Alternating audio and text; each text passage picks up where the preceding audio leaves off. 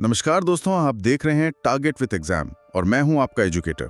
यहाँ हम competitive exams के लिए टॉपिक्स को बिल्कुल सिंपल, एग्जाम ओरिएंटेड और इजी ट्रिक्स के साथ समझते हैं। और आज की हमारी जो चर्चा है वो उत्तर प्रदेश की भूगोल और मैं कहूँगा अर्थव्यवस्था, दोनों के लिए बहुत महत्वपूर्ण है। हाँ, ये एक ऐसा टॉपिक है जिससे सवाल बनना लगभग तय होता है। बिल्कुल। आज हम उत्तर प्रदेश के प्रमुख बांध यानी डैम्स ऑफ यूपी इस पर बात करेंगे, और वो भी ट्रिक और मैप के साथ। बिल्कुल बेसिक से लेकर एग्जाम लेवल तक। ये टॉपिक यूपी पुलिस, लेखपाल, आरओ, यूपी पेट जैसे सभी एग्जाम्स के लिए बहुत जरूरी है। अक्सर लोग इसमें कंफ्यूज हो जाते हैं कि कौन सा बांध किस नदी पर है या किस जिले में है। सही कहा। ये यूपी ज्योग्राफी के जल संसाधन और सिंचाई पाठ्यक्रम का एक मुख्य हिस्सा है। यहाँ से 1 से 2 प्रश्न सीधे सीधे देखने को मिल सकते हैं।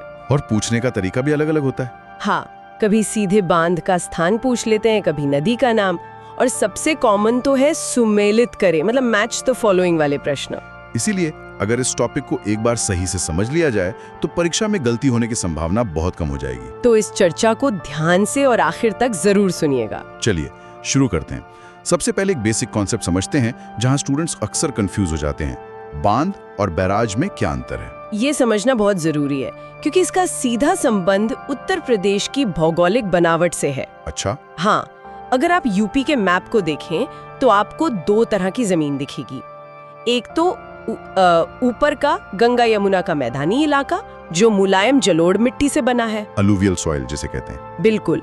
और दूसरा है दक्षिण का पठारी इलाका यानी बुंदेलखंड और विंध्य क्षेत्र जो कठोर चट्टानों से बना है। तो इसका मतलब जमीन के प्रकार पर ही तय होता है कि बांध बनेगा या बैराज? एकदम।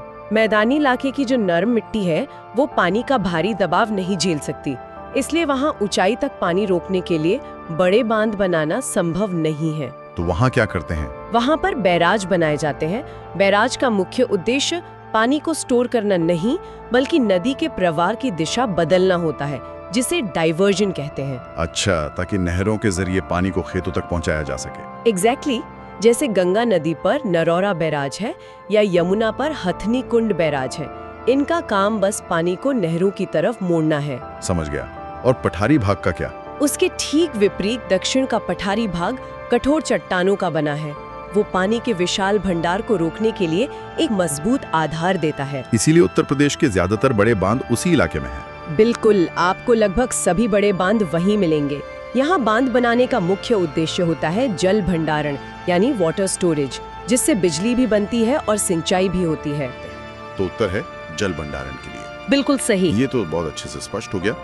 चलिए अब यूपी के सबसे महत्वपूर्ण डैम रीजन यानी बुंदेलखंड की जीवन रेखा बेतवा नदी, उस पर बने बांधों को देखते हैं। हाँ, बेतवा नदी तंत्र को समझना परीक्षा के लिए बहुत जरूरी है। यहाँ से सबसे ज्यादा सवाल बनते हैं। और इसे याद रखने का सबसे अच्छा तरीका क्या है? नदी के बहाव के क्रम में बांधों को समझना। बेतवा नदी तंत्र मध्य प्रदेश से निकलकर ललितपुर जिले से उत्तर प्रदेश में प्रवेश करती है। तो सबसे पहले हमें मिलता है राजघाट बांध।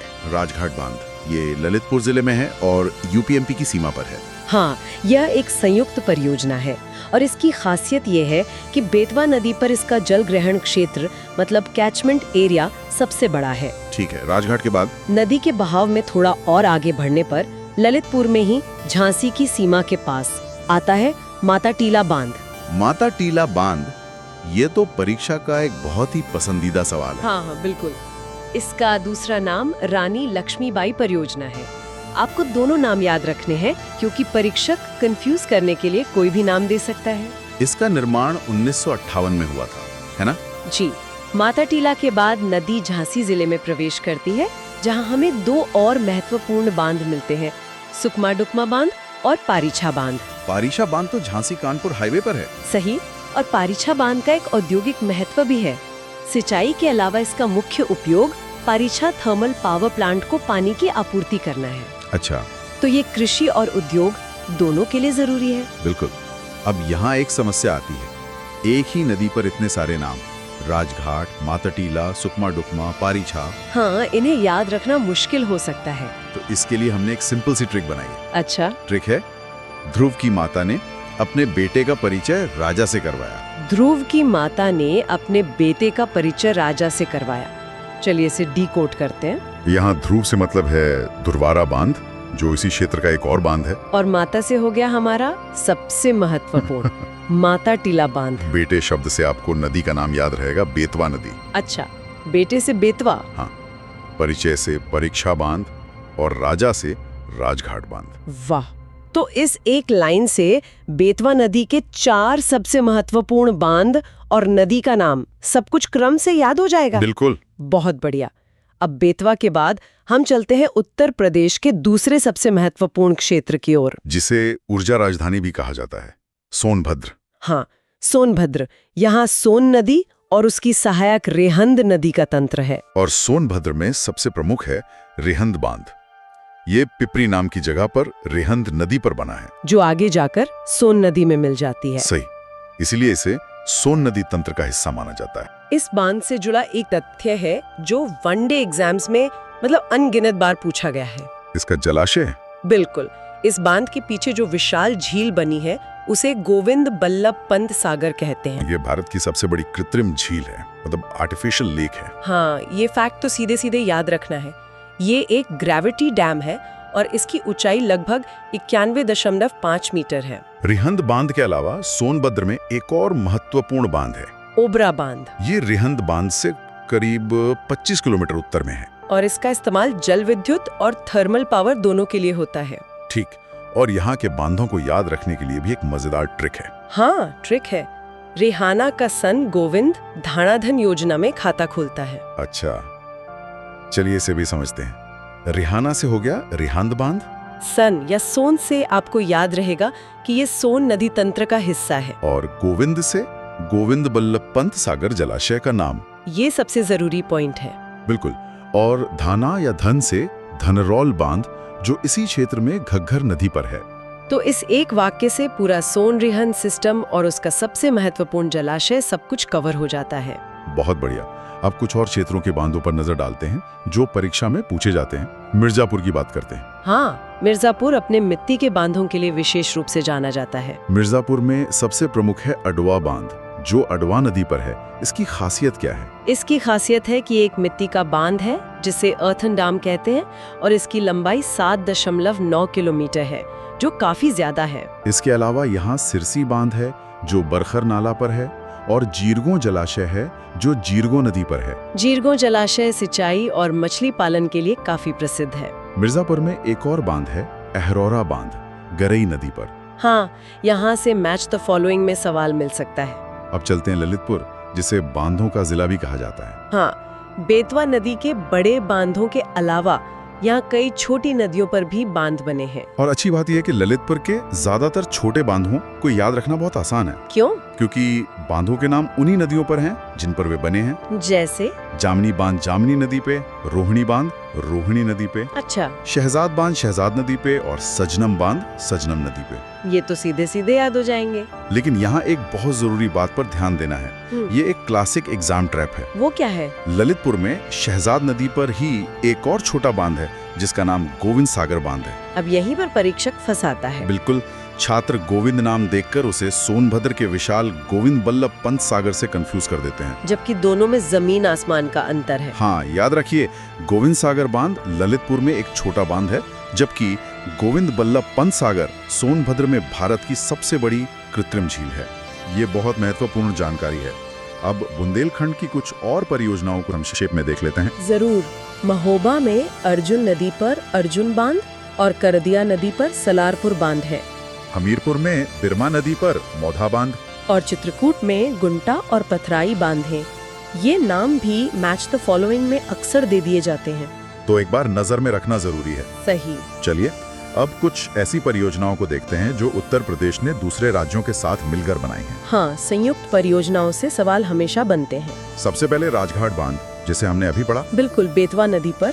यह उत्तर प्रदेश और मध्य प्रदेश की 50-50 की हिस्सेदारी वाली संयुक्त परियोजना है। फिर है बाणसागर बांध। ये बांध तो मध्य प्रदेश में सोन नदी पर है, लेकिन ये यूपी, एमपी और बिहार की संयुक्त परियोजना है।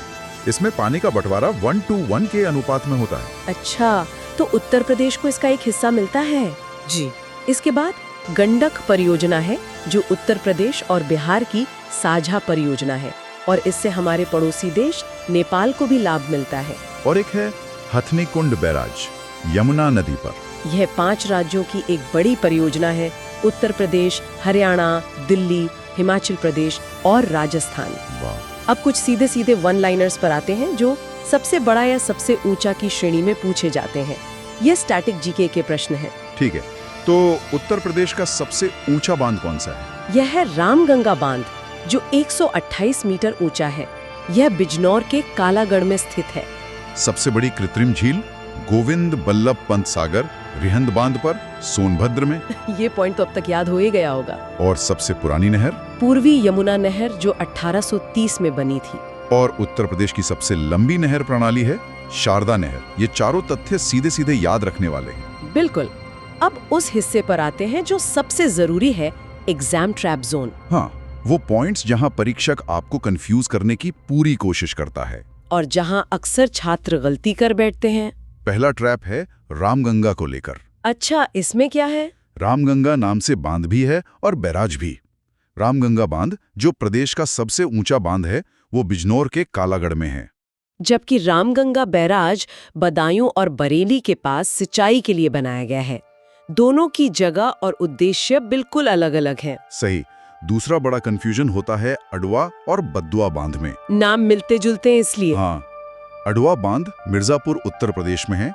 ये एक मिट्टी का बांध है। जबकि बद्दुआ बांध बिहार के बांका जिले में है। और ये पिछले वर्षों के प्रश्नों में पूछा गया है, जिसमें बद्दुआ बांध को उत्तर प्रदेश का बताकर गलत विकल्प दिया गया था। और तीसरा ट्रैप? वो तो हम पहले ही डिस्कस कर चुके हैं, गोविंद सागर और गोविंद बल्लभ पंत सागर। हाँ, गोविंद सागर ललितपुर का छोटा बांध और गोविंद बल्लभ पंत सागर सोनभद्र का विशाल जलाशय। इन बारीकियों पर ध्यान देना ही परीक्षा में आपको दूसरों से 1-2 नंबर आगे ले जाता है। बिल्कुल सही कहा आपने।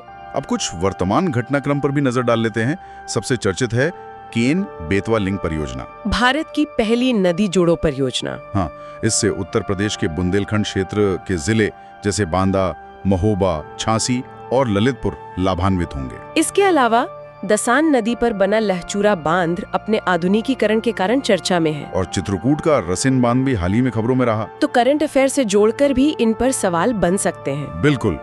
चलिए अब देखते हैं कि इस टॉपिक से पिछले वर्षों में कैसे सवाल पूछे गए हैं। हाँ, इससे अंदाजा लगेगा कि तैयारी सही दिशा में है या नहीं।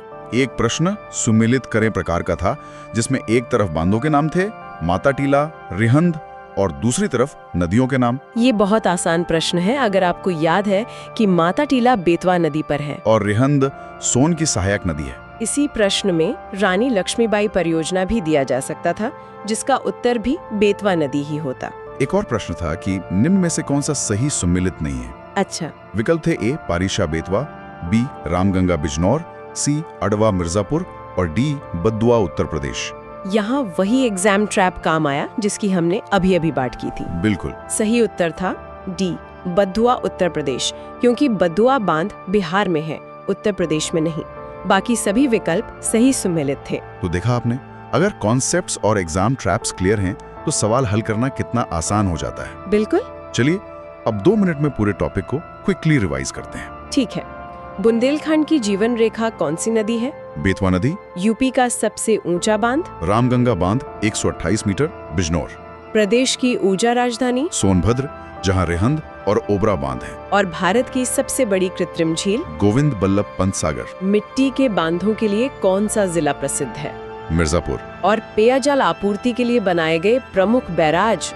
कानपुर में गंगा पर लवकुश बैराज और मथुरा में यमुना पर गोकुल बैराज। बहुत बढ़िया। मुझे लगता है कि अब ये टॉपिक सभी को अच्छी तरह से समझ में आ गया होगा।